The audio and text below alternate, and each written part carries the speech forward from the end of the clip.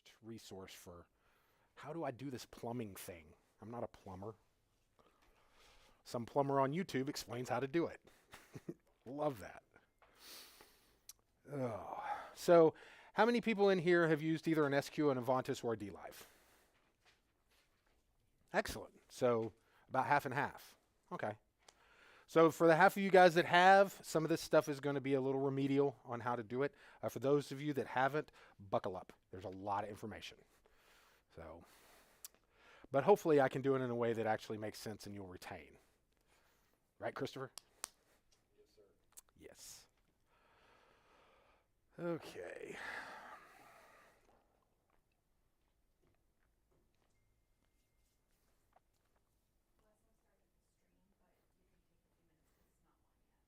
Okay, I'll take a beat and you let me know when the stream is on. Is this mine, Captain? That's yours. Excellent.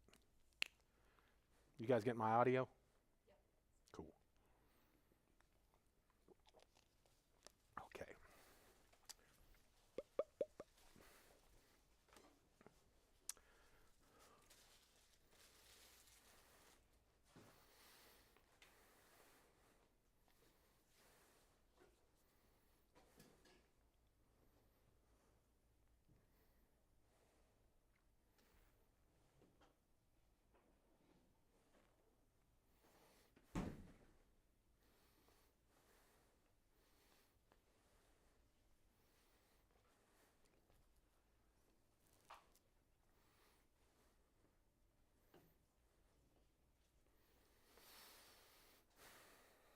All right. I guess we can go ahead and get started. Stream running okay? Excellent. All right. Well, today we're doing, with Allen Heath and Sound Productions, we're going to do the Allen Heath ecosystem from SQ to dLive version 2.0.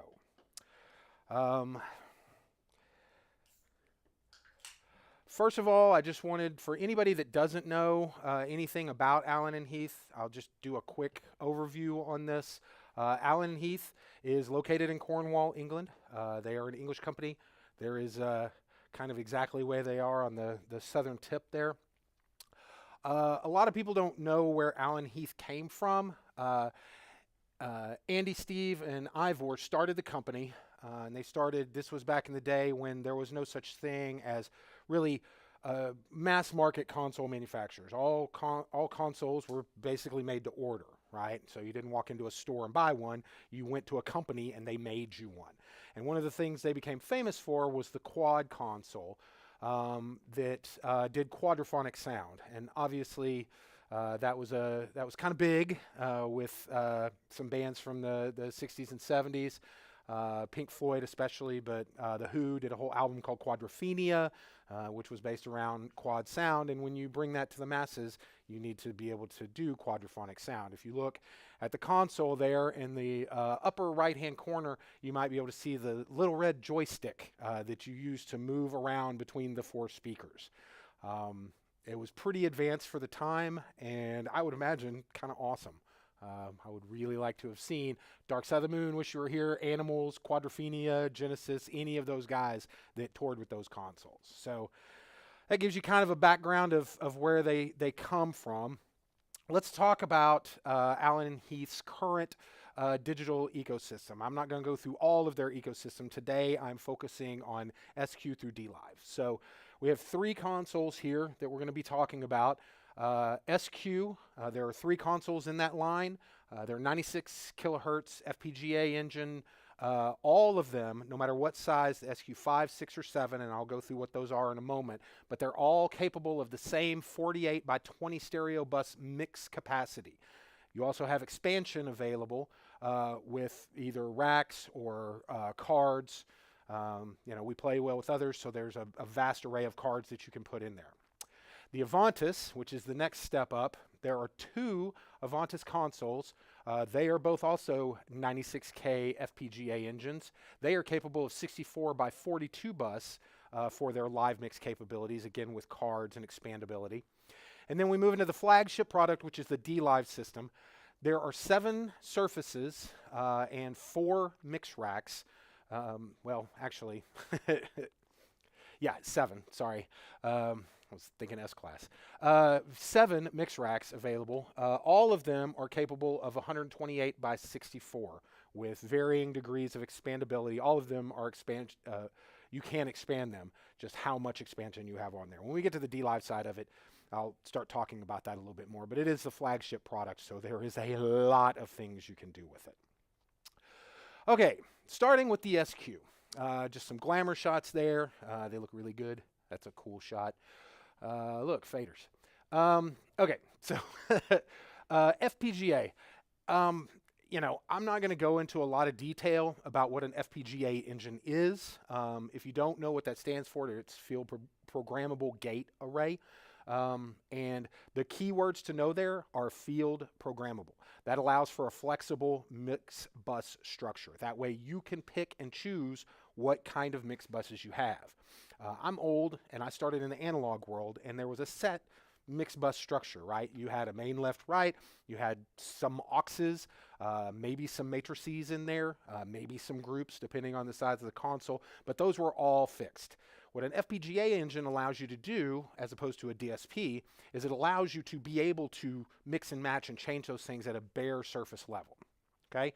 On the SQ, you have, it's really fast. All these consoles are incredibly fast, 0.7 milliseconds. That's not 7 milliseconds, that's 0.7 milliseconds through the system.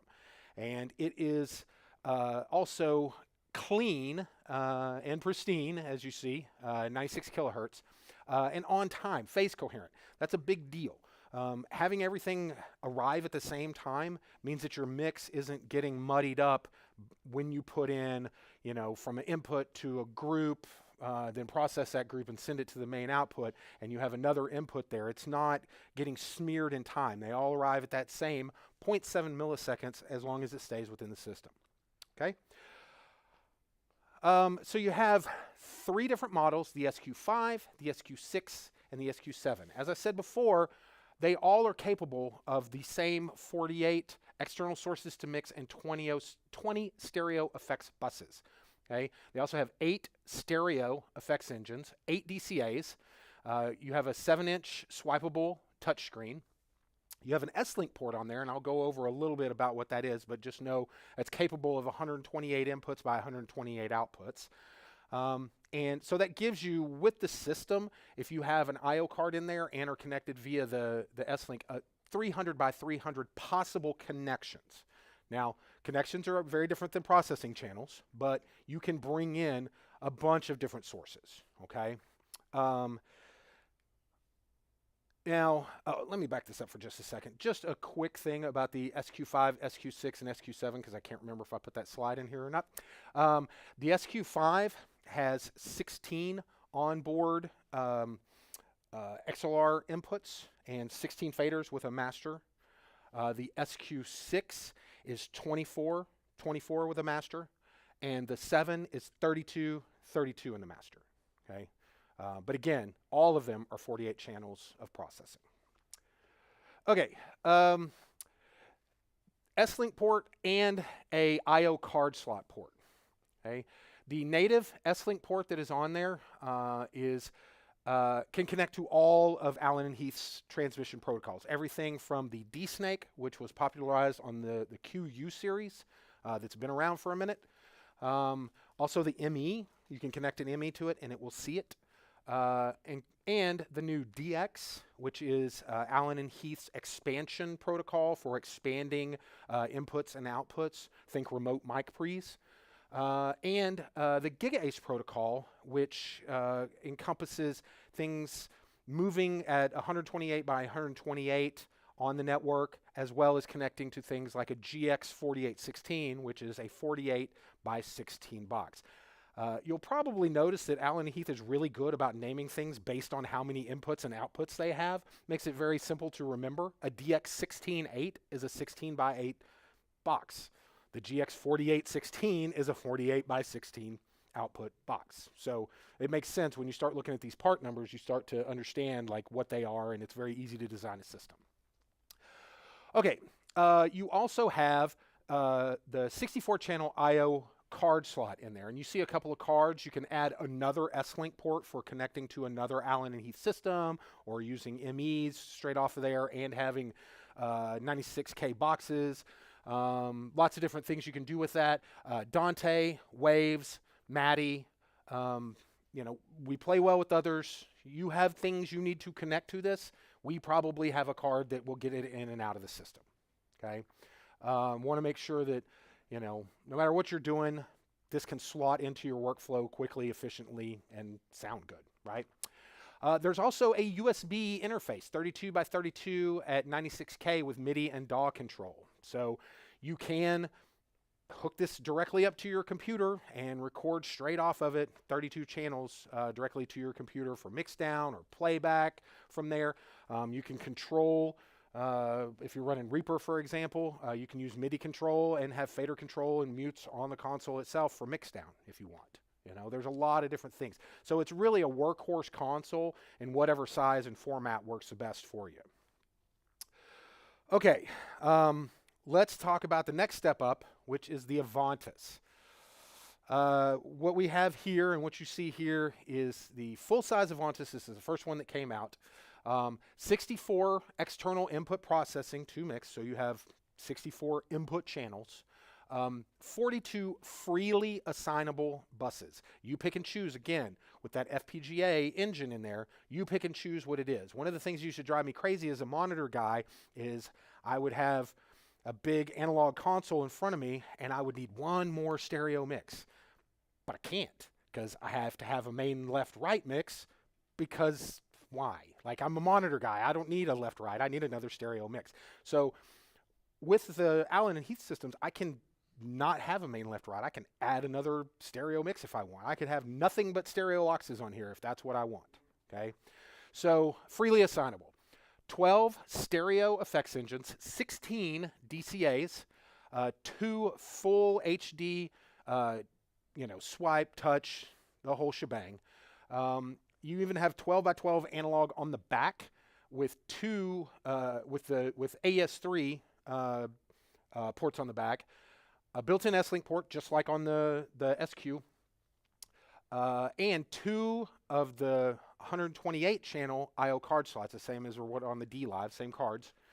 So this makes it 400 by 400 possible inputs into the system. Now, I have people ask me all the time, why do you tell how many inputs? You know, if you can have 400 by 400 on the network, you have a 64 channel or 128 channel, whatever, you know, why is that important? Well, if you think about it from an I/O standpoint, that means that you don't ever have to patch, right? You can just go into your I/O, set up, I want these inputs coming from here, where I have, you know, 64 channels over here, and then the next show I need 64 channels over here. I just change my input patch and they're there. Like, I don't have to go and physically repatch anything or move anything around. It's all just in the software, and of course you can save that on a show level and just recall it. So one button, boop, they're there, you know, another button, push, boop, they're over there. So having, it just gives you more options for when you're doing multiple stages, or, you know, doing installs and having multiple places where you need things to come from based on, you know, the activity or the show. Okay, the S-Link port, again, all of the protocols. So the exact same thing I just told you about the SQ S-Link, it's literally the exact same thing. It reads all of the protocols. You have a USB on the back for stereo recording and firmware update and show and library storage. You can store it either to the console itself or to the USB, or, as I tell everybody, both. Because if you have two, you have one. If you have one, you have none. So always save twice. Outputs, you have 12 analog outputs and 2 stereo AES outputs. Inputs, you have 12, which for whatever reason that slide is messed up. You have 12 and 2 on the inputs as well. You have word clock I/O, so you can switch it between in or out. That way, if you're doing an installation or somewhere where you have an external clock, then you can bring in your external clock source on BNC. You have a network port. I know there's 2 ports there, but that is a single network port. So do me a favor, do not connect one to one side of the network and one to the other side of the same network, because then you're going to call me asking why nothing works. It's because you just made a network loop. So that is, there are two there, but that is one NIC card. So save me a phone call, freaked out phone call on Sunday morning at 7 o'clock in the morning. And two audio networking ports that take the, like I said, the dLive cards, which are 128 by 128 capable. Okay, so that's the back. Now, they recently introduced the Solo. So that cute little thing there that I absolutely love because I can carry it under one arm. Half the size, all the power. Okay. What's the same between the regular Avantis and the Solo? Well, it's still 64 by 48 with the same core, same processing, same input and mix count. Okay, it's the same under the hood. It is the same. Two audio networking ports, the same S-Link port, right? All those things are the same. You're not downgrading in any way. What's different? You get half the amount of physical onboard I/O, so it's 6. It's 6 instead of 12 and 12. You have one screen instead of two screens, obviously. You have 18 soft keys, and you have 12 faders instead of the full 24, right? So that's it, though. It's the same amount of processing, everything's the same. So that way, that allows you to be able to sit in a smaller footprint. I love that console for doing monitors. That is a great monitor console because it's literally this big. And I also like doing front of house with it just because it looks really cool to walk in with that thing under your arm and set it down and do a 64 channel mix that sounds that good and then pick it up and walk out. You know, it's kind of a mic drop moment. Okay, moving on to dLive. And I'm going to go through this pretty quickly because there's a lot here, and we're going to do some examples of things that people have questions about on the dLive platform. Okay, so this is, if I had to do an elevator pitch on what a dLive is, this would be it, right? What is a dLive? The first and biggest thing to remember is this big surface that I have here that looks super cool, the faders, the touchscreens and all that stuff, that is not a mixer, okay? That is a control surface. The mixer is in the rack over there. So you don't even need this to mix with, okay? It makes it a lot easier, but you don't need it, okay? There's tons of different ways you can interface with the mix rack, but the mix rack is the mixer, the most important thing. I get more phone calls from people saying, okay, I'm having a problem, or I can't figure out something, or something like that, and I'm like, okay, well, what do you have? What dLive system do you have? Well, I have an S7000. That is not telling me anything. You're telling me that you have a surface that is this big, right? Like what? I'm not asking you that. I'm asking what is your setup there? What console do you have? So very important. It's also 128 external sources to mix. There is 128 processing channels, okay? 64 freely assignable buses. Remember, talked about the freely assignable buses thing. You get 64 of them. 16 stereo effects engines, 24 DCAs. Most of the surfaces have two large touchscreens, and that makes for 800 by 800 possible on the network. That is a whole lot of input channels, okay? Whole lot of input channels. Here is a shot of some surfaces. It's a lot of surfaces available, you know. But this really comes down to, between S and C class, this really comes down to a bespoke system. Somebody asked Christopher earlier, price point on a dLive system, and the range is enormous because you really can mix and match and get down to whatever fits your needs the best. When we're talking about mix racks, same thing, right? There are S-Class and C-Class mix rack and the DM0. I'm going to take a second and talk a little bit about the difference between S-Class and C-Class. Really, the thing to remember, they're exactly the same except for redundancy, so you don't get redundant connection points or redundant power supplies in the C-Class. And you also do not have the 3 I/O card slots that you have. You have 1, or the 2 that you get on the surfaces. You have 1. outside of that, there's really no difference. It's the same processing. It's the same mic pre's. It's all the same. So, and as you'll see on one of the slides, you can mix and match. You can run C-Class with S-Class because it's the same stuff. So that shows that that's why there's such a big amount from the smallest you could pay for a dLive to the biggest you could pay for a dLive, because there's so many different combinations. 7 and 7, right? So that's a lot. I don't math, but I'm sure there's some way of mathing that up and how many different possibilities there are. I don't know. Maybe. Yeah, maybe 49. Okay, let me back that up for a second. So in S-Class, you've got the 3 mix racks, the DM64. When I said earlier that Allen and Heath is really good about naming things based on the amount of I/O they have, can anybody guess how many inputs the DM64 has? 64, right? And it might actually stand for dLive Mix Rack 64, maybe. I don't know. There's a DM48 and a DM32. Hopefully we've all gotten the joke there, but we know how many inputs are on all of those. A CDM64, a CDM48, and a CDM32. Now, the DM0 is kind of a special guy in there. In a lot of ways, it's my favorite mix rack. There is no I/O in there, hence the 0, right?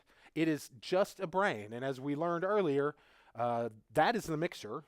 So there's plenty of times where you might want just a brain. You might have something that you're doing where you want all I/O boxes spread around in different places, as opposed to having some kind of centralized place for I/O. You might have a situation where you're doing a broadcast mix or a monitor mix, and you don't really need I/O. You need to share that with the front of house I/O. You're doing a digital split, which we'll talk about.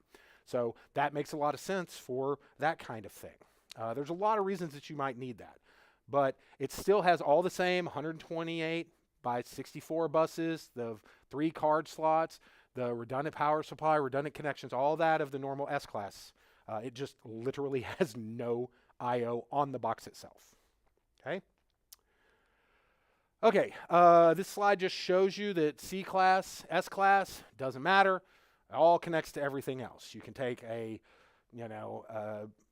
CTI 1500, which is the titanium kind of fly rack. That's the smallest surface that they make, and connect it to a DM64, the biggest surface, doesn't matter, or biggest mix rack, doesn't matter.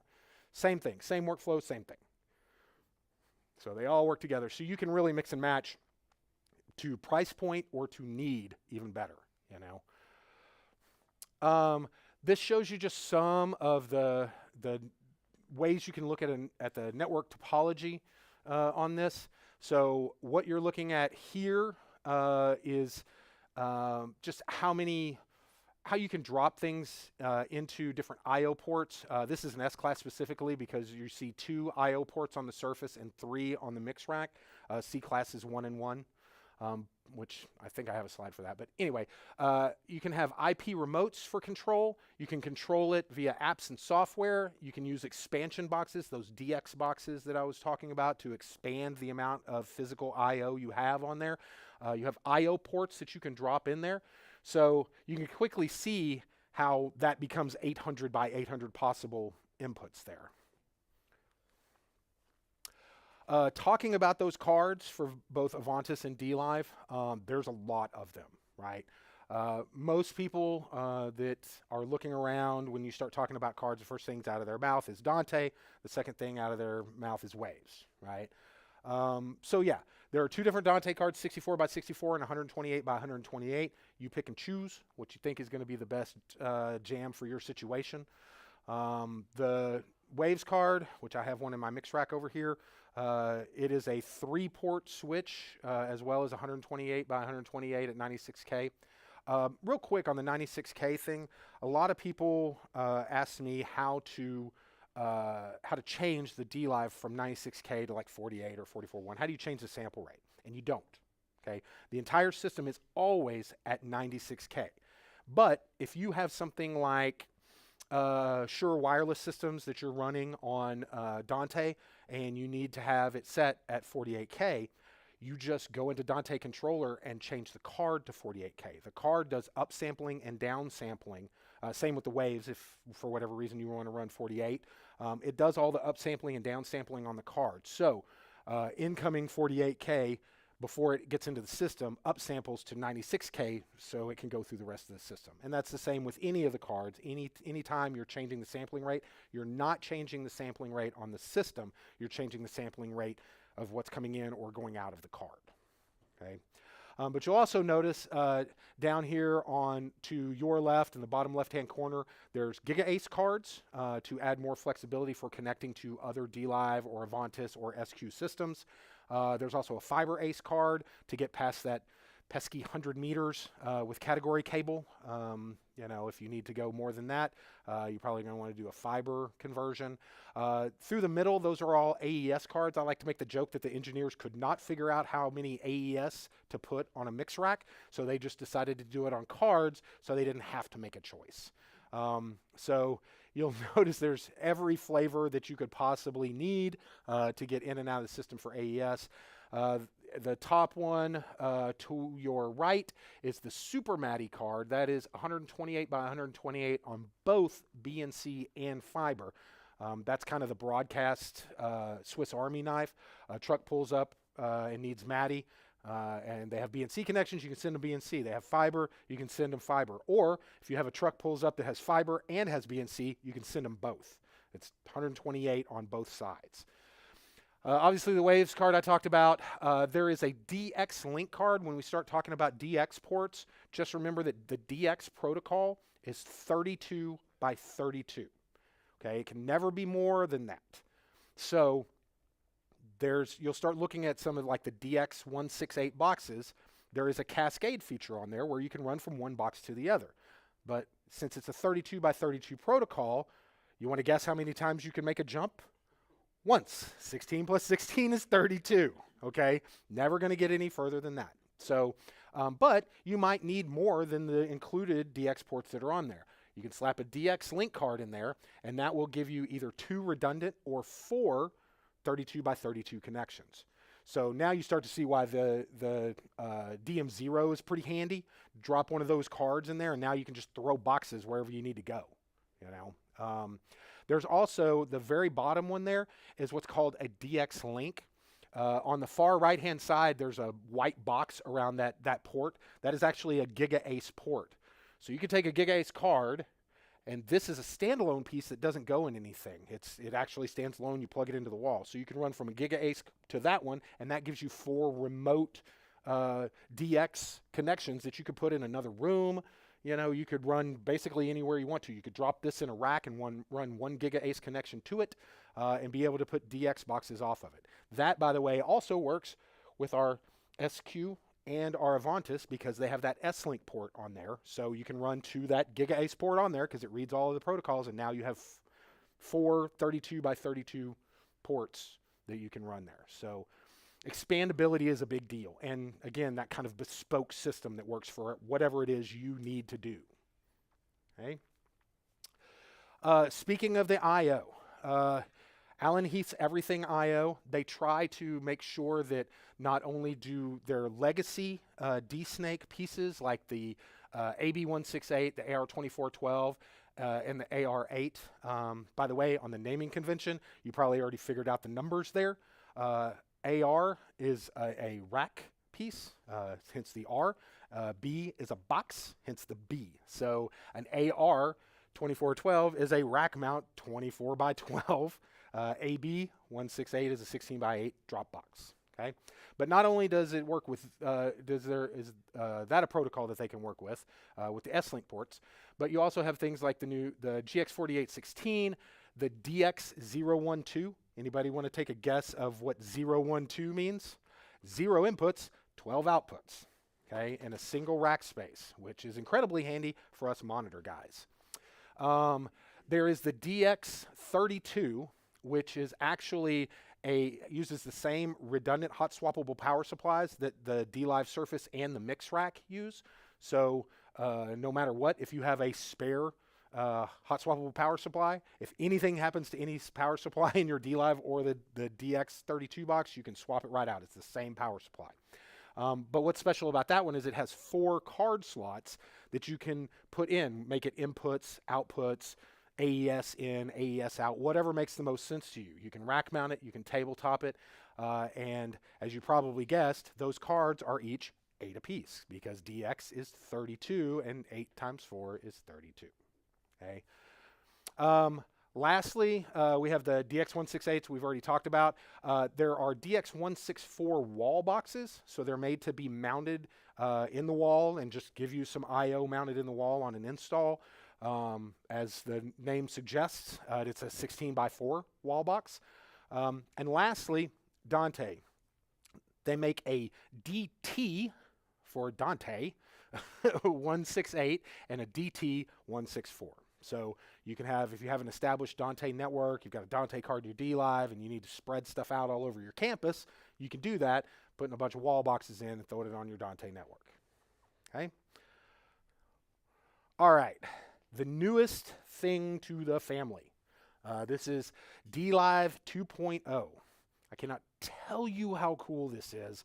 And for the people on the stream, I really wish you were here to be able to hear and see some of the things that this brings to the table, because it is incredible. I tell the story that when we were at the first time that I saw the new RUFX card, it was installed, and the first time I heard the reverbs, it literally made the hair on my arm stand up, and I am old and grizzled sound guy. Like, I have heard everything. You are not going to impress me with some new reverb. And it made literally I got goosebumps. It was the craziest thing. I looked over at one of my buddies that works with me, Felix, and looked at him, and he did the same thing and looked at me. It was just like, what is happening? It's amazing. Okay. But it's not only, I'll go into the RUFX card, but there is a software update, the 2.0 software update that brings so many advances to the workflow. Just a few of these things. Extended input and mix libraries, ways you can save your input libraries and your mix libraries. New soft key functions, so you can assign strip recall right off a soft key, bypass your effects directly off a soft key instead of setting up scenes or something. The whole scene queue list has been overhauled with what I feel is a much more theater-friendly scenes setup, queue list setup. Where you can indent and multiple indent, and it's so many things. Director scene preview, you can run Director, which is I'll talk about in a minute, the online offline software. You can actually preview scenes in Director to see what they're going to do before you push them out to the dLive. So in real time, you can see what's happening with your scenes. Dynate ganging, actually taking the Dynate, which is a 4-band dynamic EQ, 4-band multi-band compressor in one thing, and you can actually gang those together, so if one changes, the other changes. CSV import and export. I did that this morning, where I took a show I had built on the Avantis, which had CSV import and export before this came out for dLive, exported the show, copied the channel names to a CSV for the dLive, loaded in there, and there's just the channel names. You know, like it's literally a copy and paste on my computer, and now it works. You know, all my channels, I can change whatever, any setting within a CSV file and upload it, and I'm just done. So easy. New actions with multi-functions on a screen toggle or on a hotkey. Basically, actions just allow you to do a bunch of things on one button push, right? That's one of the new things, and there's a ton more stuff. Let's talk about that RackUltra FX or RUFX module. This is actually a hardware piece that is inside of the mix rack. It is running basically its own computer inside on that hardware piece, which allows for a whole lot more processing, which allows for some of these incredible effects. Hall and plate reverbs, a vocal tuner within the console. We're going to take a beat, and I'm going to say that again. A vocal tuner in your console that sounds good and works really well. Okay? That is not a thing that you find, right? 2-voice and 4-voice and MIDI harmonizers built into your console. amp modeling, and a saturator built into your console. These are all things that in the past you would, quite frankly, get a wave server for. You know, these are all things that you would use that for, and now you don't have to because it's built into your console. Dedicated processing, parametric EQ, and dynamics. Okay, you set up a reverb, you have parametric EQ and dynamics on that reverb specifically that are not taking up any kind of extra effects or any kind of extra channel processing or any of that stuff. They're on those, dedicated to those effects. And of course, dedicated sends and returns like all the effects in the dLive ecosystem. As an engineer, I personally am very happy that Allen Heath knows the difference between effects and tools, right? A compressor, while it could be an effect, is a tool, and they should be freely available on every input and output while not using an effects slot, right? And in the same vein, you should have EQing and dynamics, you know, but especially EQing on all of your effects available without eating up something. And you should have dedicated sends and returns. I mean, that's just, shouldn't have to use your input channels, you know, for that thing. And it's Allen Heath, so you don't. That is a hardware upgrade. I have done it. I literally did it on the rack that's sitting right there. It is not hard. Obviously, I did it. But you have an FPGA on the card and a system on chip. Boy, almost lost that one. System on chip, an ARM system on chip for that. So that's how you get all that processing powers, because you've literally put a new computer in there, you know, for just those things. It soon will be fitted as standard on all mix racks. So going forward, if you purchase a mix rack, you're probably going to have this as just part of the thing. You can, in this transition period, buy that separately and fit it into your existing mix rack. But remember, the software upgrades are different than this, right? So if you choose not to get this, you have an existing mix rack and you choose, I don't really need that. That's not something that's really, I like what I got.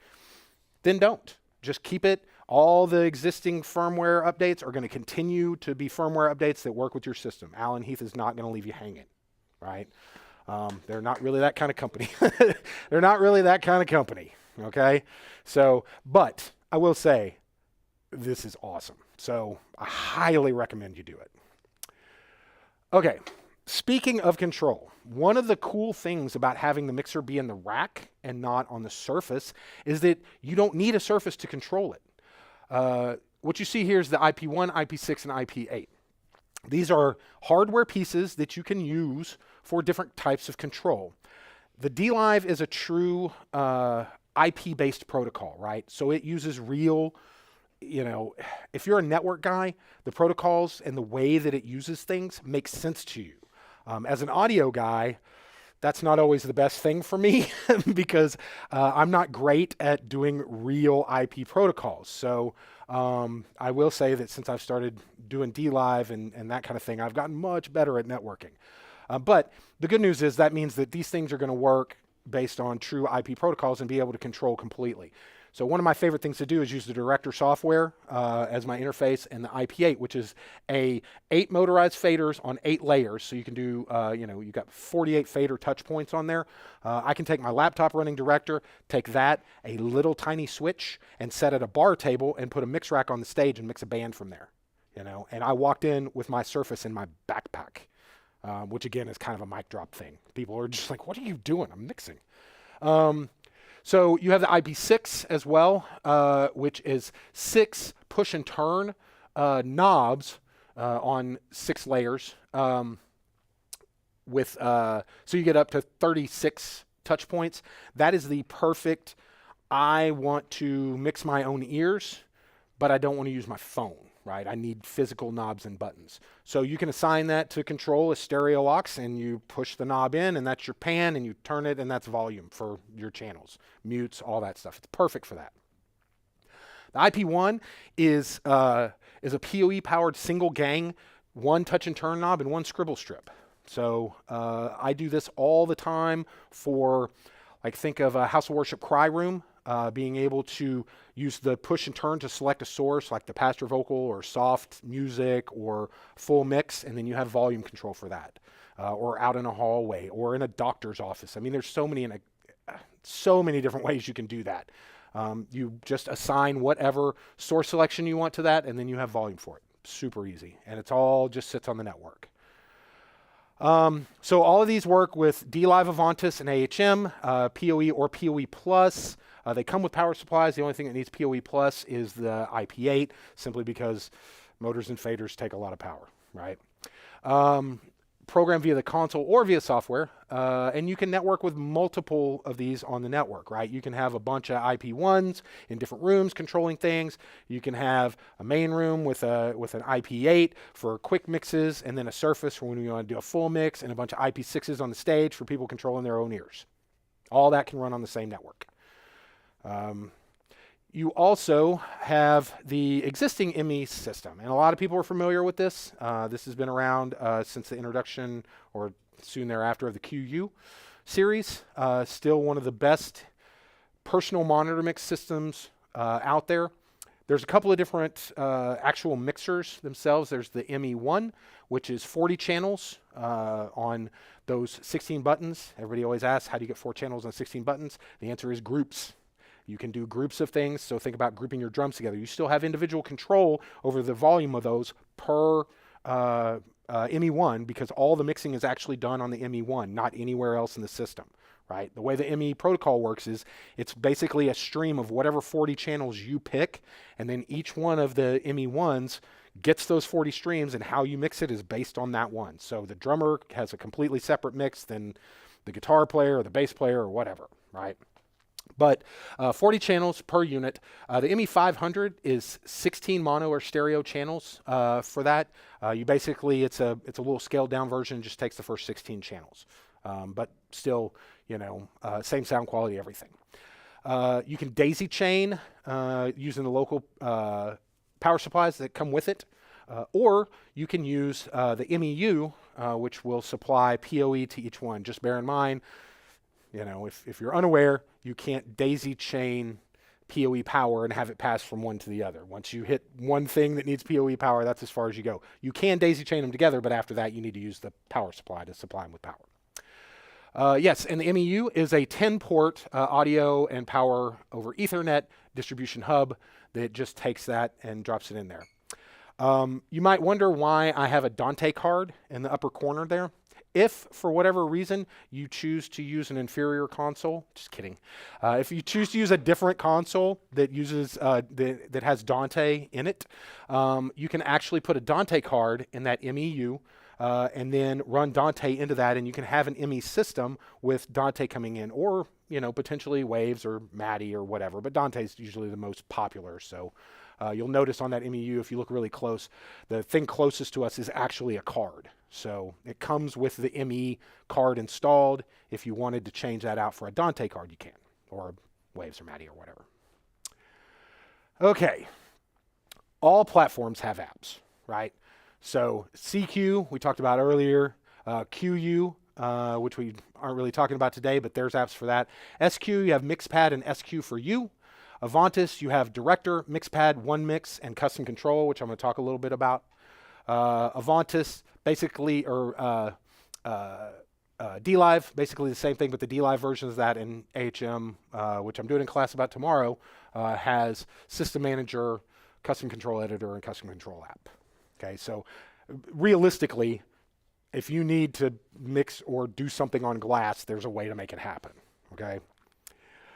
So let's talk a little bit about custom control. Custom control is Allen Heath's way of being able to build out your own digital interface, right? So in specific to dLive and Avantis, what I see the most of people doing this is building out a monitor mix that somebody can interface with. So say you're working again at a house of worship and you want to give somebody mix control over their mix, but you don't want to give them something that an engineer would understand. You want to give them something that a volunteer would understand, or I hate to say this because I'm a musician, but what a musician would understand, right?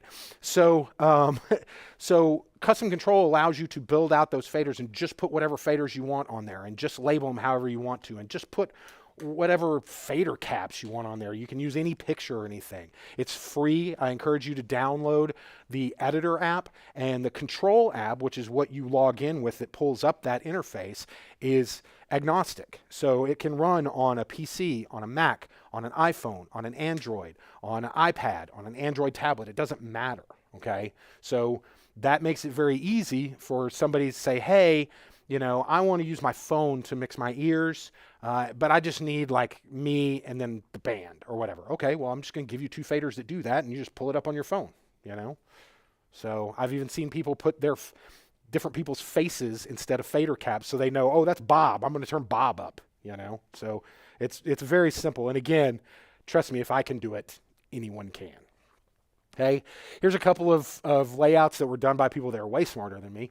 But you can see it's just, you just drop whatever you want, wherever you want, and then you tell it what those buttons are.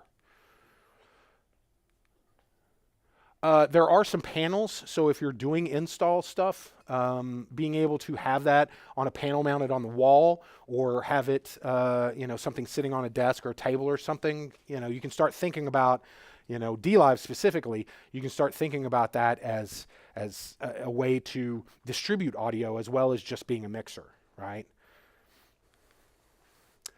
Okay, now we're going to get into the fun stuff. Most common questions and their answers, okay? What are tie lines and how do I set them up? Okay, we're going to take a look in the real scenario of how I would do tie lines, okay? So I am going to switch over to Director software. This is the online control offline editor that is free for a download. If you feel like going to the Allen Heath website and downloading it, have at it. I encourage you to do that because it's almost the same thing as having a control surface, right? And you can do all the things, pretty much all the things that you can do with a control surface with this. So I'm going to show you how to set up tie lines within here and what they are. So if I pull up my screen, it looks exactly like the screen on the dLive. It's all the same stuff, and I'm looking at buttons, the same buttons here. So tie lines are going to be under your I/O. An important thing to understand about I/O versus routing for Allen and Heath, I/O is physically coming into or input into the system and going out of or output of the system. So you're thinking about physical ways to go in and out. So those are going to be usually sockets, tie lines, that kind of thing. Routing is everything that happens within the console. So it's important when you're setting up your system for Allen and Heath in general, and I'm showing this on the dLive, but this applies to SQ, Avantis, and dLive. The ecosystem is so similar that me showing you on this, you can walk over to the SQ and pull up the I/O page and go, oh yeah, it's pretty much exactly the same. So I'm doing this because it's easier to see, okay? But it's the same process. So I'm looking at I/O. I'm going to go over here to my tie lines tab. Now what you see is here on the left-hand side, it says Mix Rack Local Inputs, and across the top it says Mix Rack Local Outputs. The thing to remember here is inputs are down the left side, outputs are across the top. So what do you want to accomplish with a tie line? A tie line is simply a digital split to send audio from one thing to another with no processing on it, okay? So why would you do that? Monitor splits, broadcast splits, anytime you want to send audio somewhere else and have a separate mix of those things, that's when you're going to use tie lines. Tie lines is an old school word. I see a few people whose hair is as gray as mine. So you might remember there is, back in the day, you would have a big analog split where all your microphones went into, and then you would have tie lines. One tie line going to front of house, one tie line going to monitor world, maybe another one going to broadcast or to a truck or something. That's where that comes from. You're literally doing the same thing here. Where this tie line split happens is important for you understanding what's going on. The signal flow in Allen and Heath world is you have a socket. Let's call it an XLR for lack of a better word. You have an XLR socket going into an analog mic pre. I'm not going to explain what an analog mic pre is, but it's an analog piece for adding gain to a signal, okay?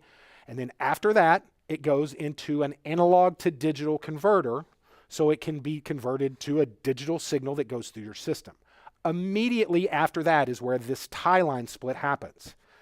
So all you're going to get is the analog gained signal sent to wherever you want to go. So that is your input, right? It doesn't have to be analog, but for the sake of ease of explanation, I'm going to use analog for this. So down the left-hand side, there are inputs, okay? Now you have this whole list of mix rack input sockets. I have local. I could pull them from those DX ports that I was talking about that are on the mix rack. I have 2 of them.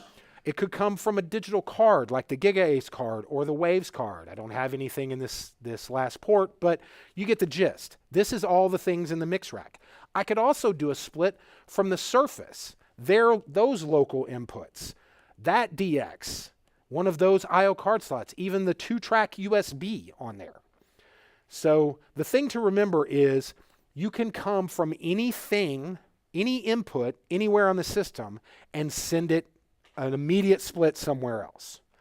Most of the time you're doing a broadcast or a monitor split. This is 90% of the time this is what you're doing with this, right? And when you're doing that, you're probably going to be splitting off of some analog signal. So we're going to pretend for the sake of this, I have a DM48 here, and I want to take the 48 analog inputs here, and I want to split those and send those to either broadcast or monitor, same thing, right? We'll call it monitor world just because I'm a monitor guy and it makes more sense to me. So I want to do that. So down the left-hand side, those are my inputs, the local inputs on the mix rack, the physical 48 inputs on the mix rack, right? And I want to send them somewhere. Usually when I'm sending them, I'm going to send that as a digital thing going somewhere. Be it if I'm going to an Avantis, which is what I'm doing in this case, and the example I'm going to show, I'm coming out of my GigaAce card and going directly into the S-Link on there. That's physical connections. That's all I have to do a digital split between a dLive and an Avantis. One card and a cable, okay? So for the sake of this example, I would pick my GigaAce card across the top, and now I get to choose which channels I want to send, okay? For this example, I'm saying I want to send all 48 of those actual analog sockets on this mix rack. So all I have to do is do this here and just select each one of these channels that I want to send. Is there a shortcut to do that faster? Yeah, on the Surface itself, you can just drag your finger across it. I can't do it on the computer because I don't have a touch screen to drag. So, but anyway, you get the gist. So that's right now I have split those signals, and now all I have to do is go on the Avantis and tell the Avantis that those inputs for it are coming from that S-Link port, and I'm done. There's my digital split. Okay, that's how simple it is to do a digital split. I could send that down the GigaAce line. I could send that down a Waves card if I wanted to. If I had a Dante card in that port, I could send it down that port. Makes no difference, okay? Now, you don't have to only use it for like a monitor or a broadcast split. I have no idea why I said monitor that way. You could certainly tie 2 digital cards together and then it would just be straight digital to digital conversion, right? I could take what's coming through this Waves card and send it out via the GigaAce card. So I could have, as I have now, I could have tracks coming in via Waves, and I could directly tie that to the GigaAce card and bypass this completely, and it just converts it from Waves to GigaAce and right back out. So you can start doing think about conversion processes on that, especially in broadcast, being able to take a Dante signal and convert it to MADI with no, like really no interference or boxes or anything. You can do that on the back end and it has nothing to do with the system. Okay. So you can see how tie lines are very, very powerful thing that you can do with your system. And you can also use it for a bunch of different means. Now, the phone calls I get about tie lines are when you start having a bunch of DX boxes and GX4816s, and you're pulling from one place and you're pushing it to another. You just have to think about what you're trying to do, because these are all different tabs. So while I'm looking at the local to GigaAce connection here, I could also take this DX and send it down there as well. You know, I could go down here and, you know, take these DXs here and use input 1 and just do this. I don't have any boxes there, which is why they're zebraing out, but you get the gist, right? I can put them anywhere and they're completely separate from the local to GigaAce setup that I have there, right? So while it may be a little confusing, you just have to think about, okay, what channels are those DX boxes on, and what channels am I wanting to send them down? You know, Dante channel 26 could be DX channel number 1 on DX port number 3. So that's the only place that it gets confusing, is when you have a much bigger system. But at its base, tie lines is just a way of doing a digital split. On the digital split, is there any sort of gain compensation or digital trim between? That's a good question. When you're doing, the question was for everybody online, is there any kind of compensation for gain or digital trim or anything? And the answer to that is yes, if you want it to be. There's a couple of different things Allen Heath does when you start looking at some of the processing to do gain sharing. Or you can turn off the preamps once you set up this digital split and get your analog preamps exactly the way you want, and only use digital trim for both sides or any sides that you're connected to. We can look at that real quick while I'm in the processing here.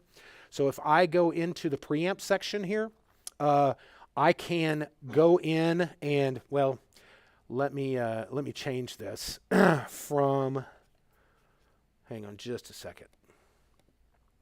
So you'll notice I can enable and disable preamp on the surface, or I can do gain tracking. And when I set up gain tracking on here, actually, let me do this real quick.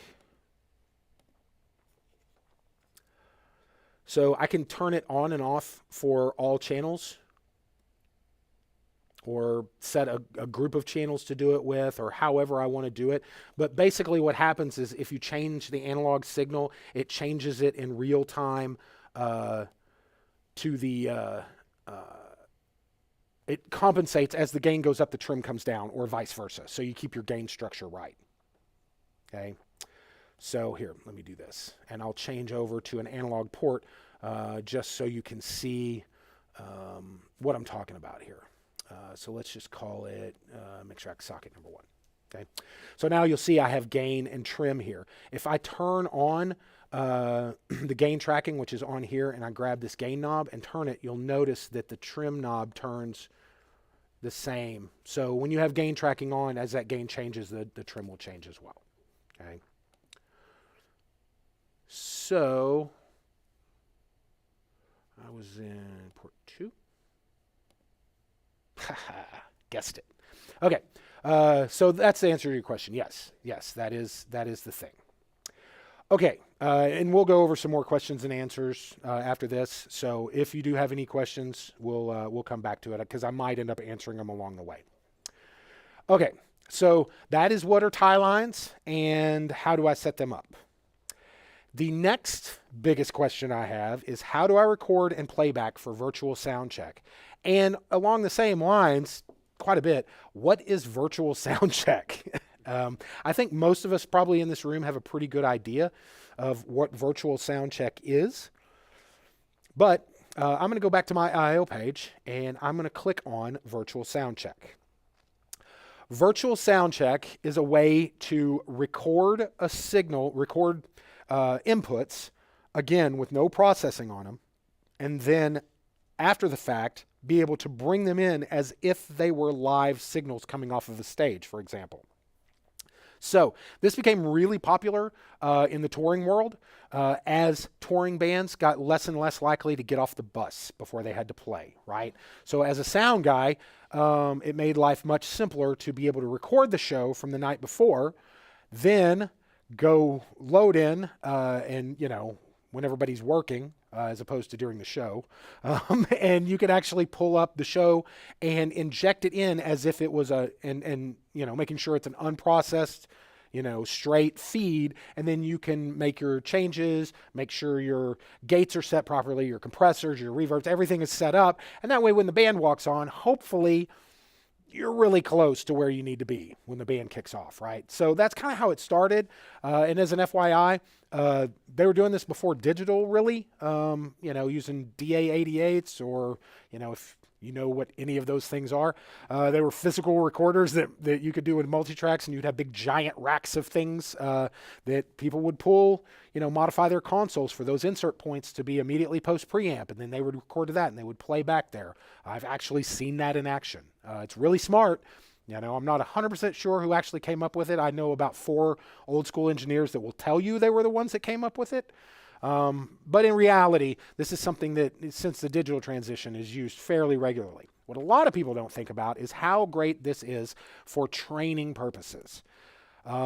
Again, I hate to keep going back to the house of worship thing, but in the house of worship market, 99 times out of 100, you're going to have volunteers that are interacting with this system. And the best way to train a volunteer is not to throw them on the Sunday service.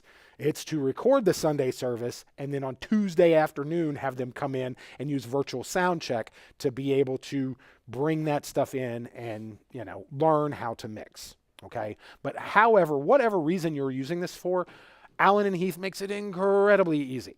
Now, on a dLive, you're going to need a card, right? A Waves card or a Dante card, something that you can use a sound card on a computer to be able to record to. Okay. With some of the other consoles, you can multi-track directly to a computer like the SQ. You could use that for recording and playback. Even on the CQ, which I know we're not talking about, but we did a class on earlier, there's a built-in SD card that you can do recording and playback. But the process is basically the same across the entire ecosystem. What you're going to do is you're going to select the port that you're sending that and receiving from. So, for example, I have a Waves card in my mix rack in IO port 2. So I would select IO port 2, and then I select which channels I want to record and playback. In this case, I have all of my playback channels here that I am sending and receiving from, right? So let me go over here.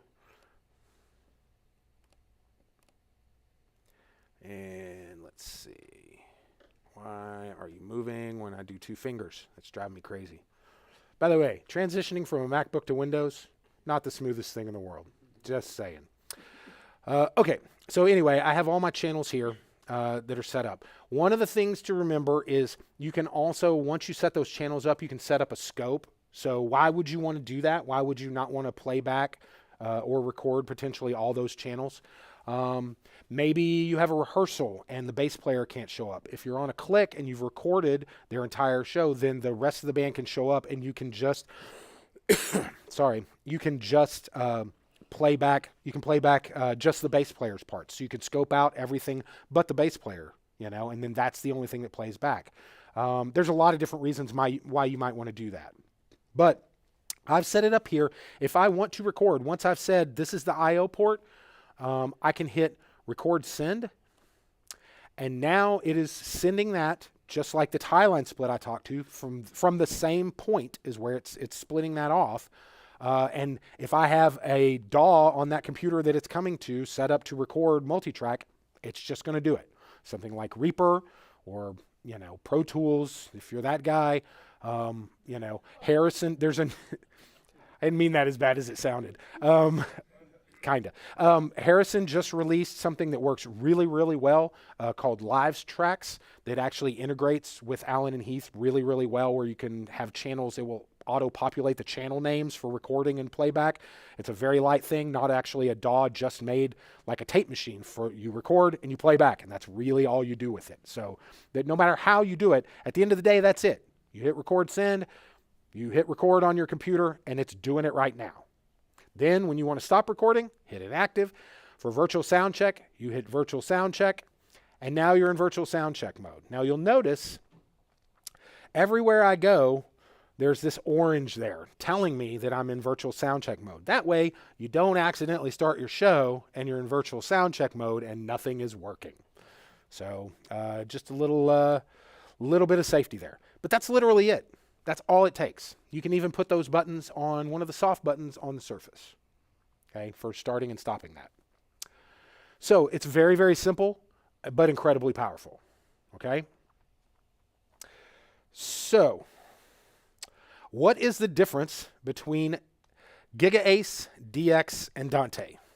I don't really need the console to show you this. It's a very simple thing. They are all protocols for sending audio back and forth, right? Dante is made by a company called Autonate, and it is used by a lot of different manufacturers. And what it does is it gives you the ability to connect one manufacturer's device to another in a way that makes sense and is supposed to be simple, okay? Anybody who's used Dante knows 90% of the time it works every time, right? The rest of the time, it can be problematic. But at the end of the day, it's a really good protocol that most people have some way of using, right? So with Allen Heath, I made the example earlier about Shure. Shure uses Dante for on a lot of their wireless systems and most of their conferencing systems, and anyway, a lot of stuff that you can get in and out of the system with. They also make a thing called Dante Virtual Sound Card that you can put on your computer. So in the virtual sound check / recording thing I just showed you, you can literally, and I do this with my laptop all the time, I run Dante Virtual Sound Card on my laptop. I take one network cable out of a Dante card in anywhere on the dLive or in the Avantis, plug it directly into my computer, and record that way. It's super simple. It's super easy, as long as you're aware that Dante Virtual Sound Card has a channel limitation. And it also costs money. I think it's like $30 now or $40. It was like $20 before. I can't remember, but it's not much. It's not much, you know. So very handy, a very good thing. I encourage everybody to, you should probably have that, because it also helps, by the way, if you do deal with Dante and troubleshooting, being able to see things, right? So that's Dante. GigaAce is Allen Heath's protocol, which is a 1 gig tunnel for audio and control over Ethernet, ACE, GigaAce, okay? What that does is that gives you 128 by 128 at 5 samples of latency, okay? Not milliseconds, samples of latency. For all intents and purposes, that is as fast as analog bare wire. I mean, it's not, but it is really close, okay? And you also have control as well over that. GigaAce is what is used to connect a Surface to a mix rack.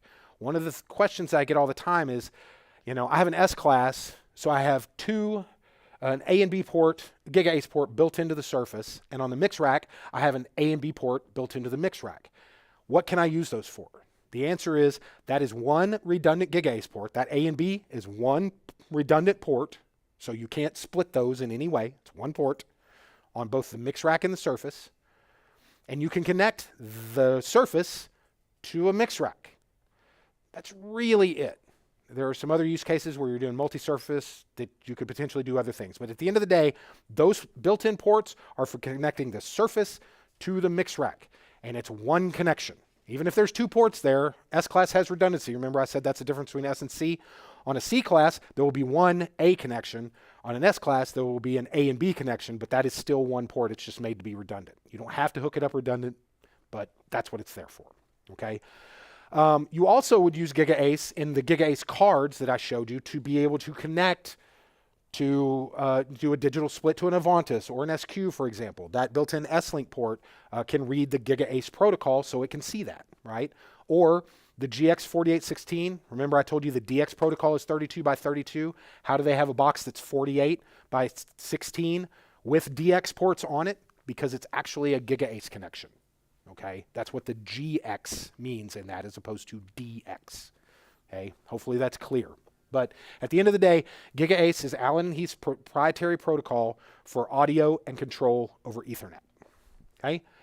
DX, I think I beat this horse to death, but it is their protocol for expansion of I/O, physical I/O. So DX168, 16 by 8 in a Dropbox, bless you. DX32 with the swappable cards, DX164 wall box. It's all kind of, it's in that. But remember, that's 32 by 32 only, and it's only physical I/O. Okay. All right. There you have it. That's the ecosystem. Do we have any questions? What do we have do we have questions for people online? Let's see, I think let's put it into chat. Have I confused everybody? One of the great things about Allen and Heath, and I didn't really talk a whole lot about this because I dove into the PowerPoint pretty quickly, but one of the great things about Allen and Heath from an engineer standpoint is the fact that all of their stuff talks to all of their stuff, right? I'm a production guy at heart, right? So I come from the touring world and, live sound world, big speakers, big stages, that kind of thing. But none of us start there, right? You start where you're the dude maybe you've got a truck, maybe you've got a van, you buying your own gear, you're doing these one-off gigs, and you build from there, One of the great things about that is you can buy an SQ and have an incredibly competent, good-sounding, easy-to-use console that you can do, small to really pretty big gigs with 48 channels, right? There's a lot of bigger gigs that don't need 48 channels even.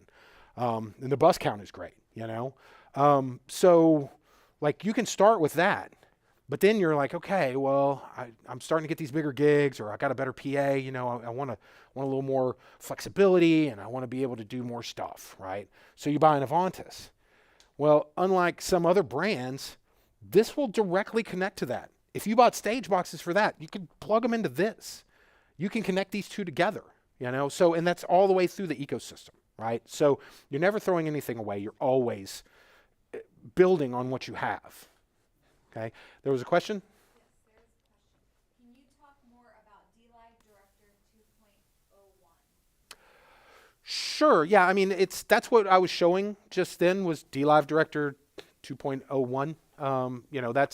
There's been some improvements in Director as far as what it can do for online, offline. But at the end of the day, there is Director software for both Avantis and dLive, and at its base, it is an online control. So as you saw there, I could literally control my dLive system just by using that software. So let me go over to the software real quick, and I'll show you what I'm talking about. Might be a little difficult for people to see on the stream, but literally, if I grab this fader and move it, there is a fader moving on the surface. So it is the same thing as if I was doing that on the surface, right? So when it is online on the same network with a dLive, you can use it for control. And you can do everything that you can do with a surface, okay? You can also, when it's not on the network, you can do it for offline editing. This show that's on here, I built this weekend on my computer. Actually, last week in a hotel. But same thing, right? So I named my channels, I set up my processing, I did my routing, I did all of that, and I saved it to a USB stick that I then plugged into the system here and just recalled, just like if I had done it on the system. So at the end of the day, and remember, as I said, have the same thing for Avantis, and there is also a online control offline editor for SQ as well.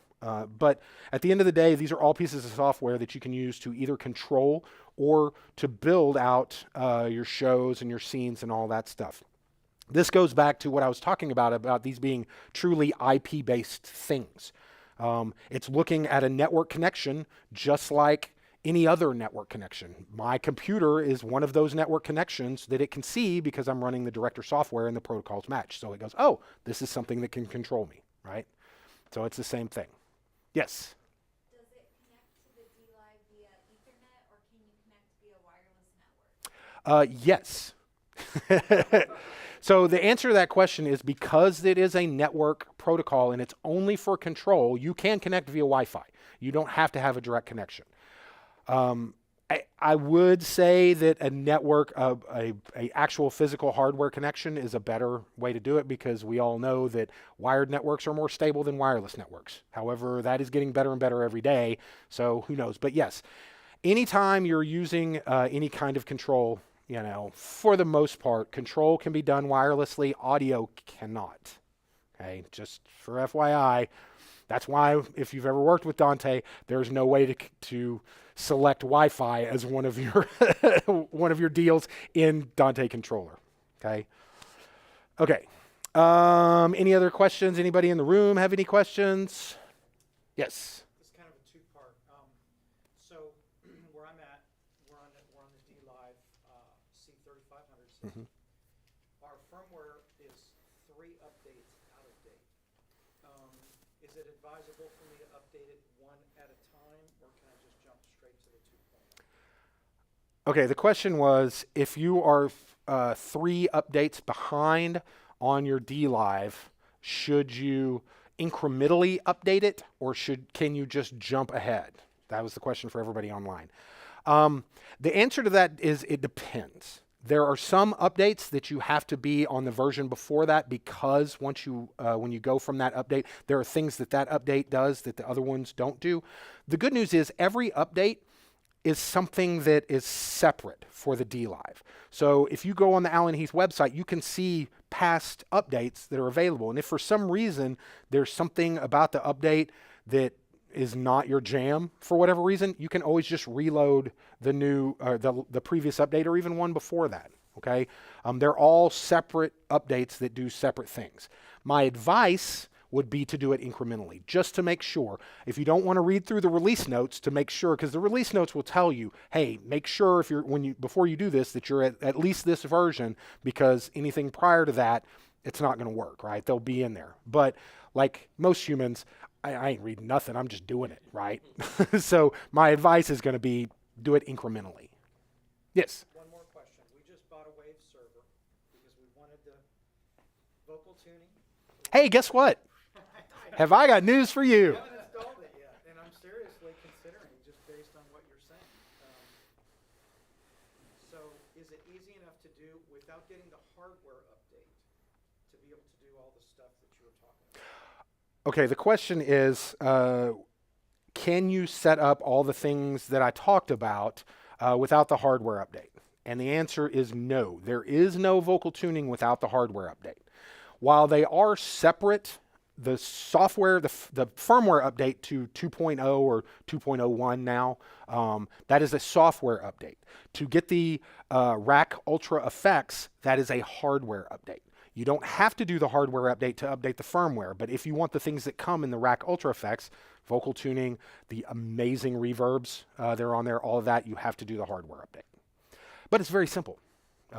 And if you go to your sound production sales guy, they can give you a quote and get you information on how to do it yourself, or there's other options for even potentially for me to do it. So that's the thing. Cool.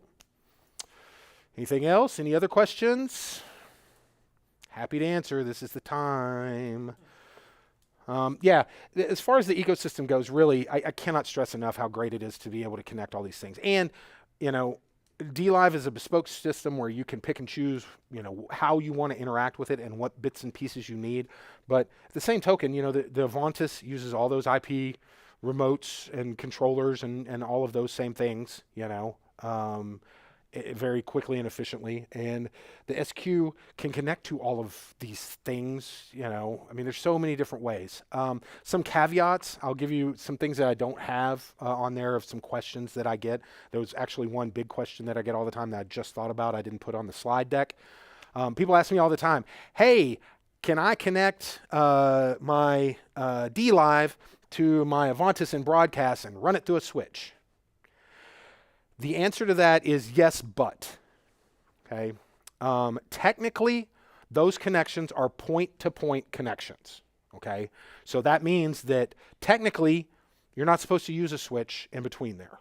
However, if you're smart enough and network savvy enough to know how to VLAN it where there's nothing else on either of those ports but the one coming in and the one going out, then sure. But at that point, what's the point, right? If you have to VLAN it where it's literally just the one coming in and the one going out, why not just go straight there? Why go through the switch in the first place? Okay. There are very edge use cases where that is something that you can do, but so that's why I said yes, but technically yes, realistically probably not. Same thing with the DX, by the way. Yes, but you can, but you have to VLAN it. The ME connections, yes, but there is some. You can actually, because that's a stream, you can actually put that on a switch and send that out to a bunch of different ME1s or ME500s. However, if it's any kind of managed switch, you have to turn all of that off. And I mean everything, which nowadays is getting harder and harder to find a switch where you can turn everything, all of the management off. So my advice to you is to not do it unless you really know what you're doing, or have a switch that you can turn all that stuff off, or have a dumb enough switch line around that has none of that. So otherwise you're going to get pops and clicks, and you're going to pull out all your hair trying to figure out where those are coming from. Well, I think that's it. If we don't have any other questions, I've gone through the ecosystem. Christopher? Oh, yes.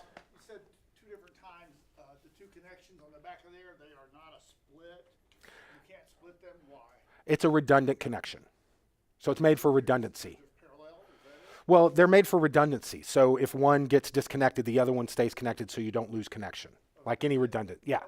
Yeah. Two ports, but it's on one chip. They're not dedicated. Yeah, they're not dedicated. It's not like a switch. Yeah. Anything? Yeah. One last question from me. So we have in our broadcast booth, we have an SQ set up. Mhm. I think it's a 5 or 6. I'm not sure. But the idea was to send groups from the dLive, like 8 groups or something, to make Sure. it simple for the person who's mixing the live stream. Sure. But I'm looking at that producer, the director, and I've never used that software before.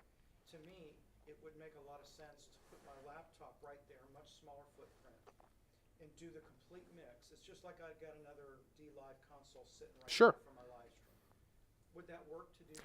So for the people online, the question was, can you use Director as a dedicated broadcast console instead of getting maybe an SQ or something else, right? And the answer to that is yes, you can. However, I would argue, as somebody who mixes things, having physical faders don't discount, and physical I/O. Having an SQ in a different room where you can have monitors that you're actually listening to the feed that you're sending. There are ways to do that with the dLive, especially doing different PAFL buses and sending them to different places for headphone mixes, so somebody can do that on Director and maybe use. And I've done this before in the House of Worship, where their broadcast room is 2 IP8s, so they have 16 faders physically that they can interact with, and those are interacting with the matrix, and with a stereo matrix that's going to broadcast, and they're using Director for that. Yes, you can do that. But I would, again, argue that from a volunteer standpoint, it's not the easiest setup. It doesn't make as much sense, right, to a volunteer. That is probably who's going to be doing that. Now, if it's somebody like Russell, he's going to be fine doing that. It's not going to be a problem. He's going to be able to navigate around on it very easily.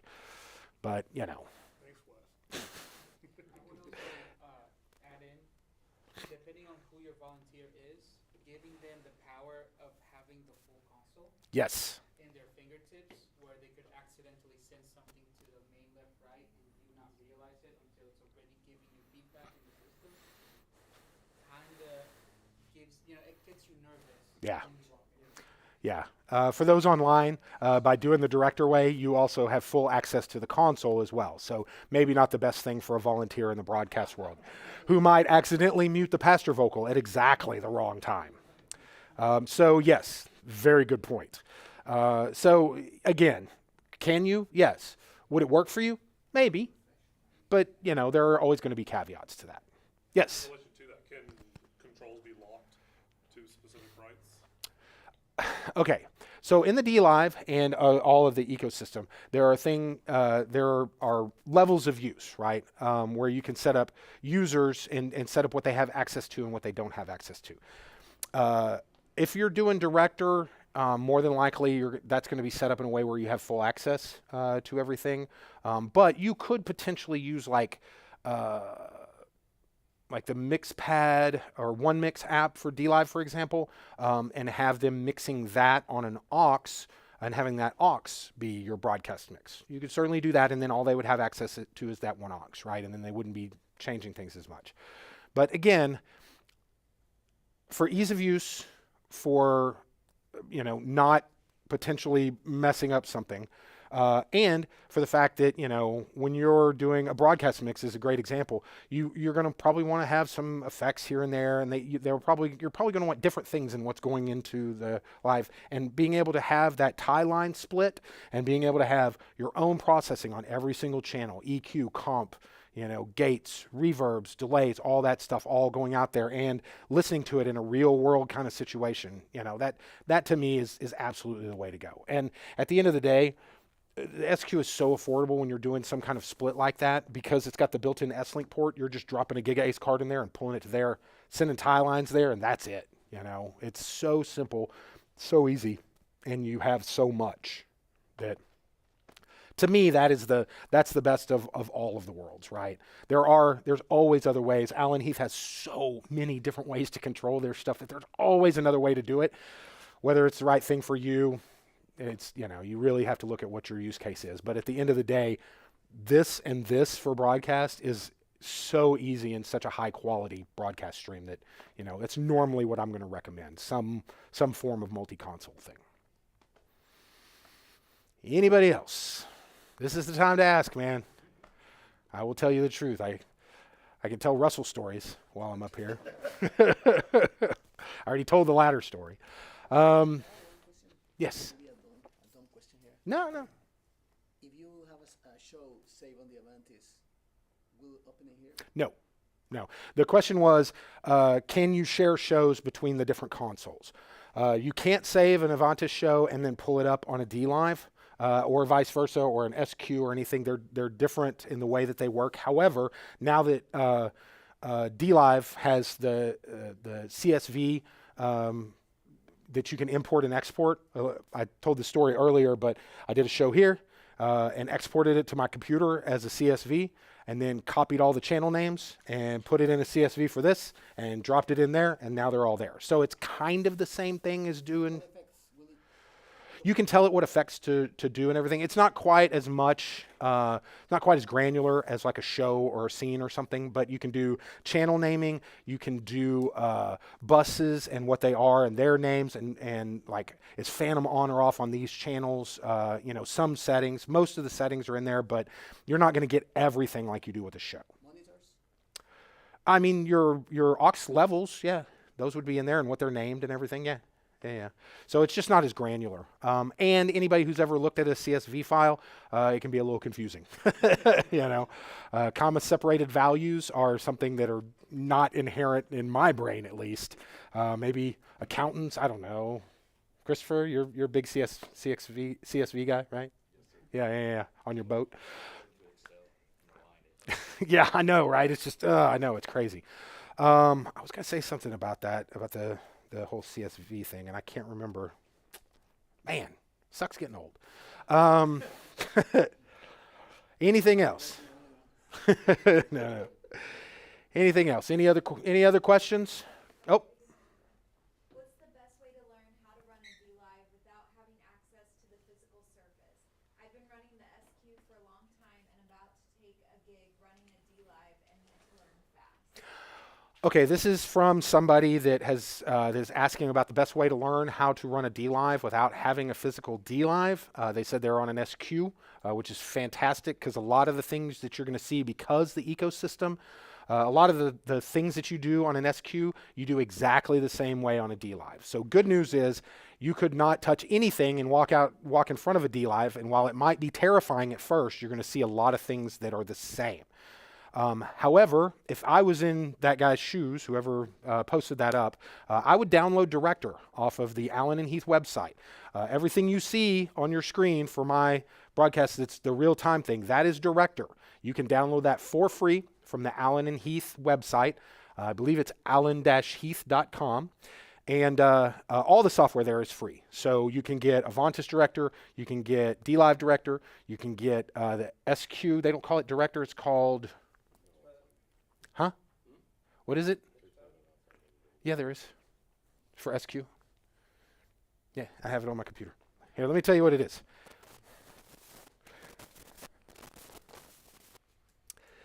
Yeah, it is. Bum, bum, bum. If I can get it to pull up. Yeah, it's just called Mixpad. So, yeah, so you can get all of that. You can get the custom control designer. You can get the custom control app. And I encourage everybody to, since it's all free, while you're there, just download it. Play around with it if you want to. But in answer to the question, download dLive Director. Since it's almost the exact same thing as a Surface, and you'll see, if you've used an SQ before, you'll see that it's very familiar. So, and I'm glad you have a gig on a dLive because they're fun and they sound fantastic. So it has rapidly become, even for my old school analog way of doing things, my dLive is set up very much like an old school analog thing. I don't like layers. Get off my lawn, you know. So, but yeah, it works for me. The dLive is, and the Avantis and the SQ, all of that ecosystem is set up to, you set your console up the way you want to, and it's your console, you know. And every show you can just bring in whatever you want, move around to different things, like, yeah. All right, if we don't have any other questions, that's it, guys. Hopefully you guys got out of it what you needed out of the thing, and I didn't hurt anybody's brain too much. If you do want to get your brain hurt, next time I'm doing a dLive certification class, come to that. That's 6 hours of me talking about dLive. So, and going through the entire thing and how to use it. Before anybody asks, we don't have one scheduled yet, but get on the socials, specifically SoundPro's socials, and they will have any time we're doing any of that stuff, they will post those things up. Make sure you turn on your notifications so you can get those things. And if you have any questions about any of the stuff up here, specifically about pricing, go and talk to your Sounds Productions sales guy, and they will can get you quotes and get you information and help you design systems, whatever you need. So thanks, guys. Appreciate it.